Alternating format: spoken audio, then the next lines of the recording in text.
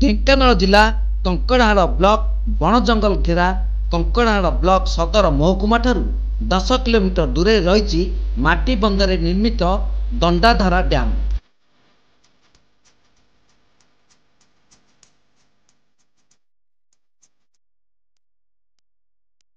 2016 ଓ 2017 ମସିହାରେ ରାଜ୍ୟ ସରକାର ଏହି ଡ୍ୟାମ୍କୁ ପର୍ଯ୍ୟଟନ ସ୍ଥଳର ମାନ୍ୟତା ଦେଇଛନ୍ତି ସତ।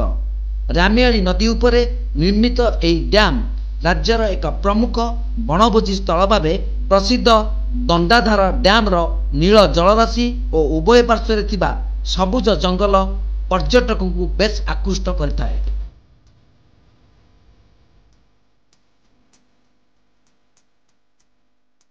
ଦୁଇଟି ପାହାଡ଼ ମଧ୍ୟରେ ଜଙ୍ଗଲ ପରିବେଶରେ ରହିଛି ଏହି ପର୍ଯ୍ୟଟନ ସ୍ଥଳ।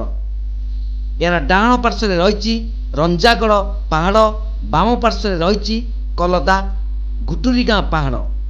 କେନ୍ଦୁଝର ଜିଲ୍ଲାର ଗୁନାସିକା ପାହାଡ଼ର ପାଣି ଓ ଏକୁଲ ସେକୁଲ ଗ୍ରାମ ପିଛୁଳି ନାଳର ପାଣି ଏଠାରେ ସଂଗୃହୀତ ହୋଇଥାଏ। ଶଗଡ଼ର ଦୁଇଟି ଲମ୍ବ ଦଣ୍ଡ ସଦୃଶ ଦୁଇଟି ଧାରାରେ ପାଣି ଆସୁଥିବାରୁ ଏହି ଡ୍ୟାମ୍ର ନାମ ରଖାଯାଇଛି ଦଣ୍ଡାଧାର। ସରକାର ଏହି ଡ୍ୟାମ୍କୁ ପର୍ଯ୍ୟଟନ ସ୍ଥଳୀର ଦେଇଛନ୍ତି ସତ, କିନ୍ତୁ ଏଠି ପର୍ଯ୍ୟଟକ ପାଇଁ କୌଣସି ସୁବିଧା ନାହିଁ ଦେଖିବାକୁ ମିଳିଛି। ବଣଭୋଜି ପାଇଁ ରହିବା ଘର ଓ ପାନୀୟ ଜଳ ବ୍ୟବସ୍ଥା ନାହିଁ, ଯାହାକୁ ନେଇ ପର୍ଯ୍ୟଟକମାନଙ୍କ ମନରେ ଅସନ୍ତୋଷ ଭାବ ଦେଖିବାକୁ ମିଳିଛି। ତଥାପି ଏଠାକାର ପ୍ରାକୃତିକ ସୌନ୍ଦର୍ଯ୍ୟ ଏତେ ମନୋହର ଯେ ପର୍ଯ୍ୟଟକ ପାଇଁ ଆକର୍ଷଣର କେନ୍ଦ୍ରବିନ୍ଦୁ ପାଲଟିଛି।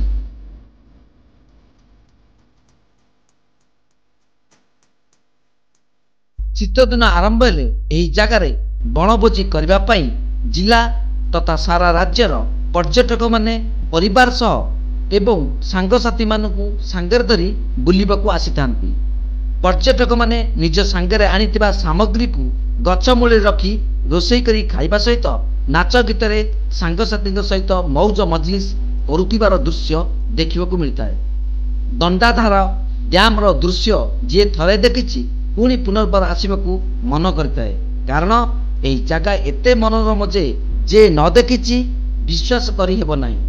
ଏତେ ବଡ଼ ପର୍ଯ୍ୟଟନ ସ୍ଥଳୀରେ ଆବଶ୍ୟକ ସୁବିଧା ନଥିବାରୁ ଆସୁଥିବା ପର୍ଯ୍ୟଟକମାନଙ୍କ ମଧ୍ୟରେ ଅସନ୍ତୋଷ ଭାବ ଦେଖିବାକୁ ମିଳୁଛି। ରାଜ୍ୟ ସରକାର ଦଣ୍ଡାଧାର ଡ୍ୟାମ୍ର ପର୍ଯ୍ୟଟନ ସ୍ଥଳୀକୁ ଆସୁଥିବା ପର୍ଯ୍ୟଟକମାନଙ୍କ ଆବଶ୍ୟକ ବ୍ୟବସ୍ଥା କରିବାକୁ ସାଧାରଣରେ ଦାବି ହେଉଛି। ରାଜ୍ୟ ସରକାର ଦଣ୍ଡାଧାର ଡ୍ୟାମ୍ର ପର୍ଯ୍ୟଟନ ସ୍ଥଳୀକୁ ଆସୁଥିବା ପର୍ଯ୍ୟଟକମାନଙ୍କ ପାଇଁ ବିଭିନ୍ନ ସୁବିଧା କରିବାକୁ ସାଧାରଣରେ ଦାବି ହେଉଛି। କଙ୍କଡ଼ାହାଡ଼ରୁ ସତ୍ୟବ୍ରତ ଦାସଙ୍କ ରିପୋର୍ଟ, ତୀର୍ଥକ୍ଷେତ୍ର ଲାଇଭ୍।